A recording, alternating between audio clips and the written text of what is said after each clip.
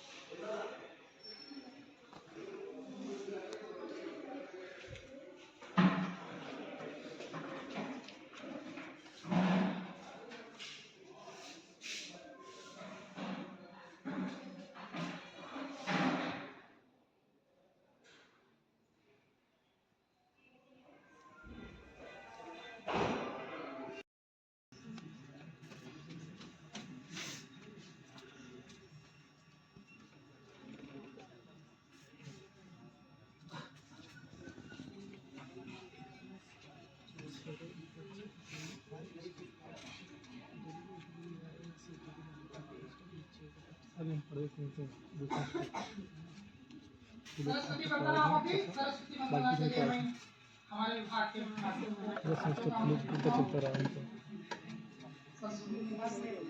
धर्मेंद्र विश्वास फाल्गुनी शिवानी सोनिया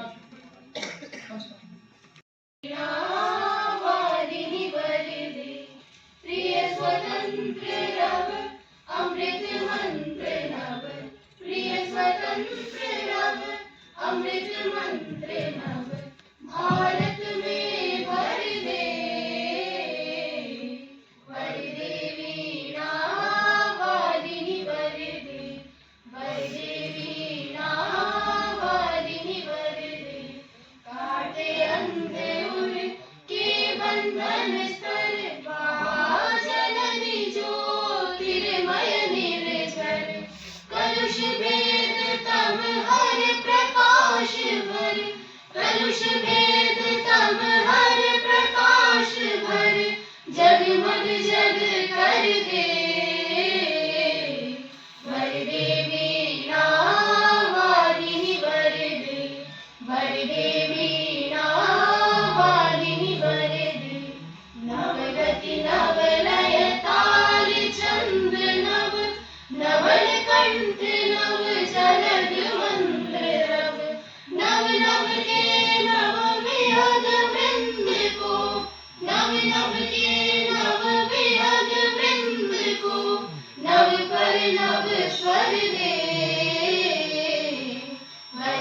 वीणा वादिनी वर दे, वीणा वादिनी वर दे, प्रिय स्वतंत्र रव अमृत मंत्र नव, प्रिय स्वतंत्र रव अमृत मंत्र नव, भारत में भर दे वीणा वादिनी वर दे, वीणा वादिनी वर दे, वीणा वादिनी वर दे।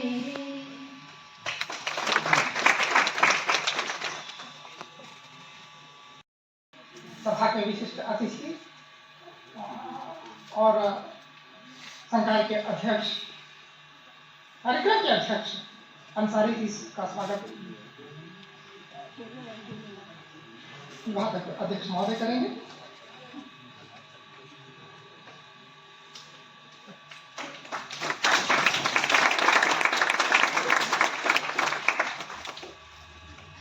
उसके बाद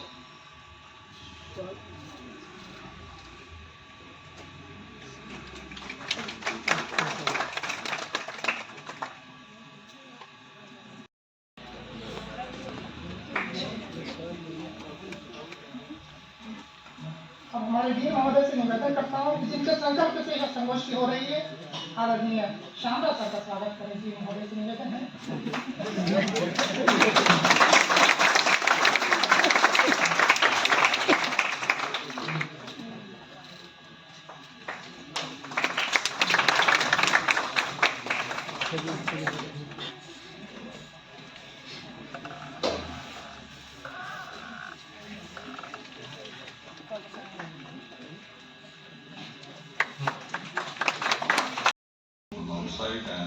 participants.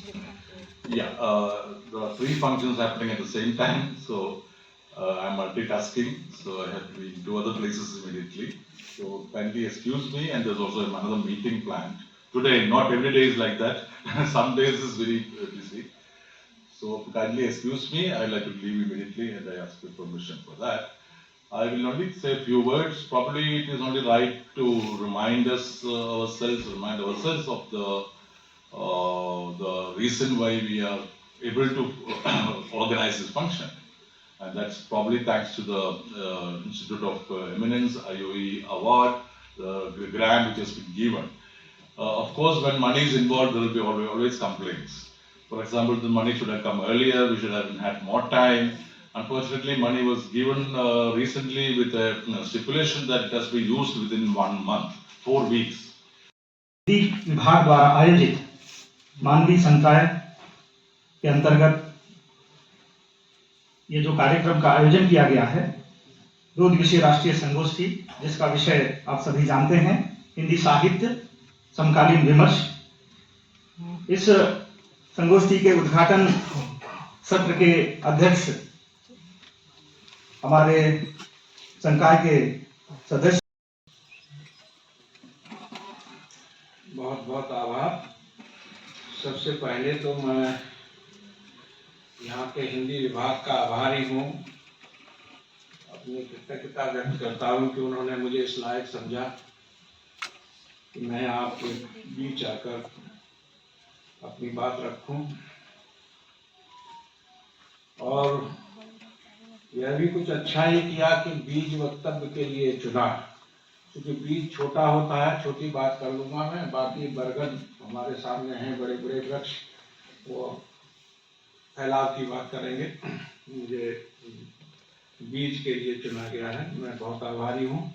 मंच पर उपस्थित प्रोफेसर एम श्यामराव जी, अनुपस्थित कुलपति महोदय,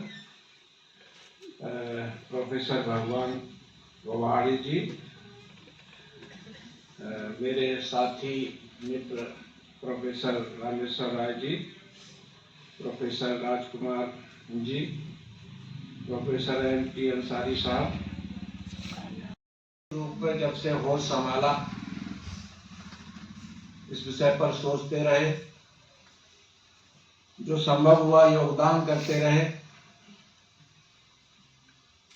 और आज स्थिति यह है कि आपके साथ उस अनुभव को, उस ज्ञान को, जो कुछ भी अल्प और सीमित ज्ञान इस 60-65 साल की उम्र तक हासिल किया, विश्वविद्यालय में अध्यापन किया, साहित्य का अध्ययन और साहित्य का लेखन, ये सब करते हुए अब हम इस बात पर सोचते हैं कि आखिर इस विमर्श की बुनियाद क्या है, ये विमर्श चला कहाँ से, इस विमर्श का उद्देश्य क्या है, ये विमर्श हमारे साहित्य में, जो पूरा भारतीय साहित्य है, उसमें हस्तक्षेप क्या करता है, नई बात क्या कहता है, इसकी जीवंतता और सार्थकता क्या है, ये हमें ले कहाँ जा रहा है, ये सारे सवाल हमारे जहन में आते हैं। मुझे ये लगता है कि इसमें जो लीडिंग डिस्कोर्स है वो दलित डिस्कोर्स है, या फिर इसको अंतरराष्ट्रीय परिदृश्य में अगर हम देखेंगे तो फिर ब्लैक लिटरेचर आ जाता है, निग्रो साहित्य आ जाता है, और दुनिया के वो तमाम देश जिनमें हाशिए के लोग कहिए या बहिष्कृत लोग कहिए या नस्ल और रंग के नजरिए से उपेक्षित हुए, या जो इक्वलिटी है उससे दूर किए गए, समता और स्वतंत्रता के मूल्यों से दूर किए गए, उन लोगों के अनुभव, उन लोगों का संघर्ष, ये डिस्कोर्स वहां से चलता है। शिवराज जी को आपने सुना, आत्माराम जी के बेहद ओजस्वी संचालन को भी आपने सुना। विमर्शों को लेकर मेरी स्थिति विश्वविद्यालयों का जो अभ्यस्त सांस्कृतिक मानस है उसके ठीक विपरीत है। तो आप बिल्कुल असहमत हो सकते हैं। मैं क्लास में भी कहता हूं कि जो अध्यापक अपनी क्लास में असहमति की जलवायु नहीं बनाता वो सत्यनारायण का कथावाचक है।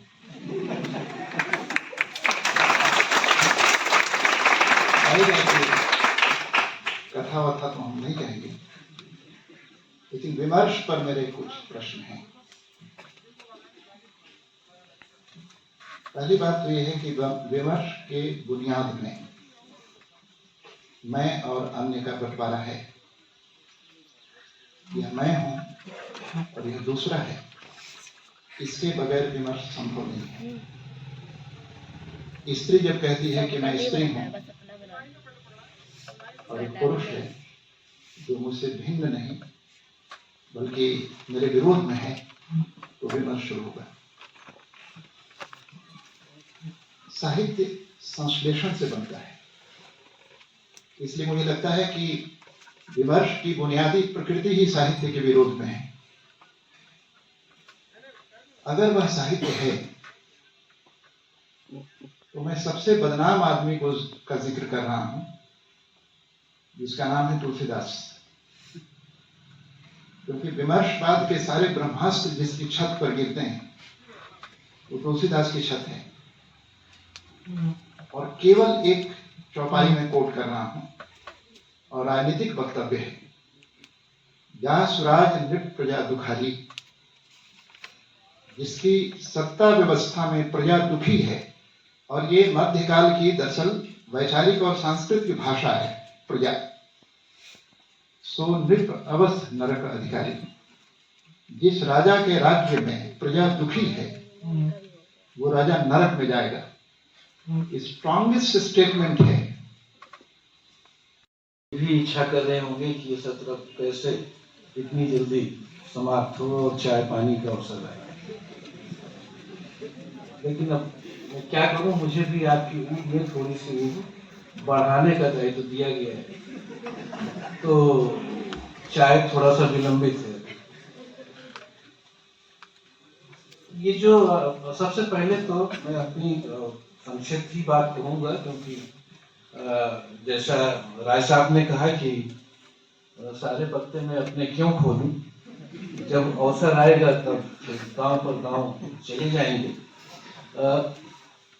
लेकिन सबसे खास चीज जो है और जो मुझे लगता है व्यक्तिगत रूप से बहुत ही महत्वपूर्ण है कि ये अवसर आपको जो मिला है कि विमर्शों पर एक साथ एक गोष्ठी विचार करने का अवसर, वो विलक्षण है और मेरे ख्याल से तो दुर्लभ है।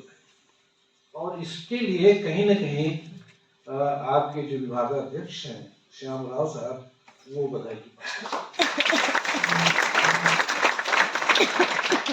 क्योंकि अलग अलग विमर्शों पर तो बहुत ही आयोजन और गोष्ठियां हमने देखी हैं, लेकिन विमर्श की समग्रता पर केंद्रित गोष्ठी मेरी जानकारी में जिससे पहले नहीं हुई, या हुई हो तो मुझे पता नहीं। हिंदी साहित्य समकालीन विमर्श, इस विषय पर जो 2 दिवसीय राष्ट्रीय संगोष्ठी आयोजित की है, इस गोष्ठी में आज बीज वक्तव्य देते हुए स्वराज सिंह देशमुख जी ने अपनी बात रखी कि विमर्शों ने मनुष्यता को केंद्र में रखा है और इस मनुष्यता को बनाए रखने और बचाए रखने का कार्य जो है वो साहित्य कर रहा है। भारत में विमर्शों की जो बीज भूमि रही है वो महात्मा ज्योतिराव फुले जी ने उसको स्थापित करने की कोशिश की। उन्होंने थॉमस पेन से ऊर्जा ली थी। इसी महात्मा ज्योतिराव फुले जी से ऊर्जा लेकर राजर्षि शाहू महाराज और बड़ौदा के तृतीय नरेश सयाजीराव गायकवाड़, इनके प्रयत्नों से डॉक्टर B.R. अम्बेडकर जी जैसा एक व्यक्तित्व निर्माण हुआ। वहाँ से मूकनायक से गंगाधर पांतावनी जी ने लगभग 40 साल के बाद प्रेरणा ग्रहण करके अस्मितादर्श को स्थापित किया और वहाँ से लेकर उनके वक्तव्य में जो हंस का उल्लेख आया वहाँ तक, तो ये एक वैचारिक भूमि रही है जिन्होंने समस्त तरीके के हाशिए के आवाज को वैचारिक आवाज में बदला और इस देश में नए आंदोलनों की भूमि खड़ी रही। बीज के रूप में जो बातें स्वराज जी ने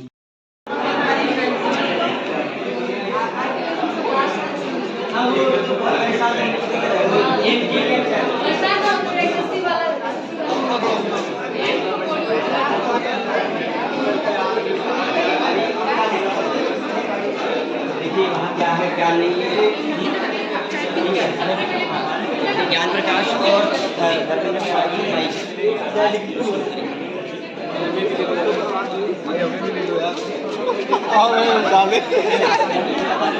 तो अभी अभी हमारा वो ज्ञापन हो चुका है 20 बार सबका। अब आपको दिखाएंगे कि आगे क्या क्या होता है। बने रहिएगा, खाना भी दिखाएंगे, सब कुछ दिखाएंगे, सारे प्रोफेसर के वक्तव्य दिखाएंगे और सब्सक्राइब ठोक दो। और एक और चैनल है अजय ब्लॉग्स UAH, तो उसमें भी जा करके चेक करें और सब्सक्राइब करें। इसको क्रॉप मत करना, ठीक है, डाल देना।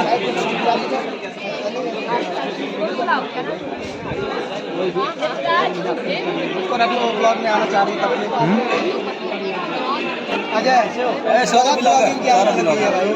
क्या हाल चाल है? चाय पी लिए? नहीं।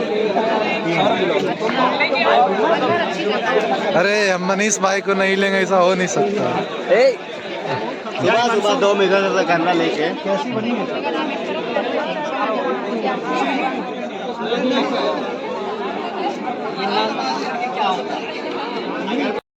खाया, बच्चों को खिलाया और पेट उसकी गुठली गई गाड़ दी। तो जो स्त्री है वो पृथ्वी का पर्याय है। तो जो पर्याय है, जो खुद को नष्ट होते नहीं देख सकती, तो धरती को नष्ट होते कैसे देख सकती है। तो वंदना शिवा हमारी इको फेमिनिस्ट हुई हैं, उन्होंने बहुत सारी किताबें लिखी और वनजा जी ने हिंदी में कई किताबें लिखी हैं। तो मुझे लगता है कि इको फेमिनिज्म एक बहुत स्वस्थ और नया एक फेमिनिज्म, नया तो नहीं कहूंगी, इसको भी करीब हम कहें तो पिछली सेंचुरी में ये आ चुका था, लेकिन अब ये भारत में धीरे धीरे हम सब के स्तर पे नए तौर पे आ रहा है। जैसे कि अभी आप सब हैदराबाद यूनिवर्सिटी में जब जंगल कटे थे तो निश्चित तौर पे लड़कियां और लड़के दोनों बराबर की संख्या में वहां जाकर विरोध करने खड़े हुए होंगे।